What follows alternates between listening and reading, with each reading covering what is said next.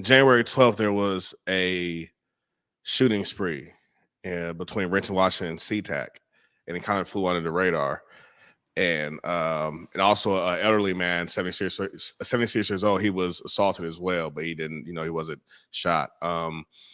The suspect was detained, and it was a 32-year-old African immigrant named Mamadou DeBilo or something like that, if I'm spelling it wrong, but 32.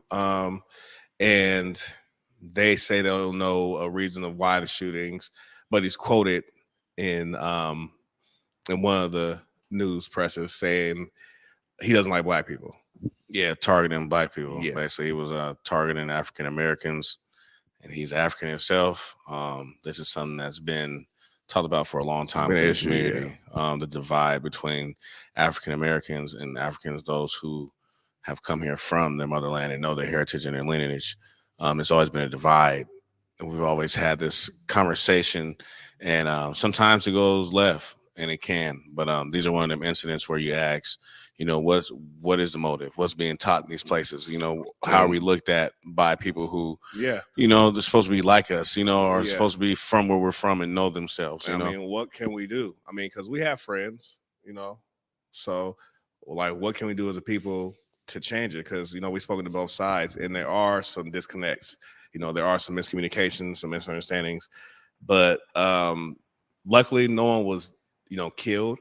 But just that alone, I feel like it hasn't even been on the news, and it's a real issue in different communities. Like I said, we've spoken on this in different spaces, in person, in meetings, on Facebooks and forums and groups. We've spoken on this plenty of times, and this incident kind of brings it to light, even though it's really not being reported on. But I just wanted to put a spotlight on it because it's a conversation that needs to be had, and we need to understand why either of us feels how we feel, or why there's a disconnect, between us. Because, if anybody, look around, we should be able to look to each other, out of everybody. So I just want to bring light to that. I hope all the families are,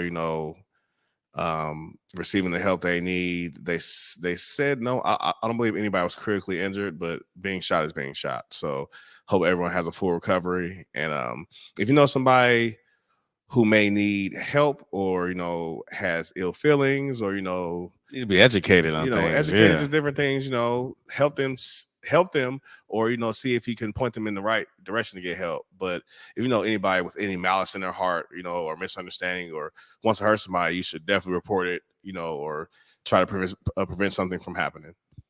Anything else going on? Anybody want to shout out, man, for any businesses? Anything you got going on? No, I just want to shout out my babies who are graduating and who are, seniors, and who done what they had to do in high school. Yeah, on to the next level. Yeah, on to the next level. I can't wait to celebrate them. They're the future. They're the future, and we've heard that so much growing up. It's a cliche, but when you get to a point where you do want to feed into the community, you do want to give back to your people, you realize, honestly, some adults are in their ways. Yeah, some adults don't want to, do what you want to do, or some adults, see things their way. Children are wide-eyed. They're the future. They see the future. They see no limits. Adults will tell you what you can do, or what can be done. And we know it's really no limit to what you can do. So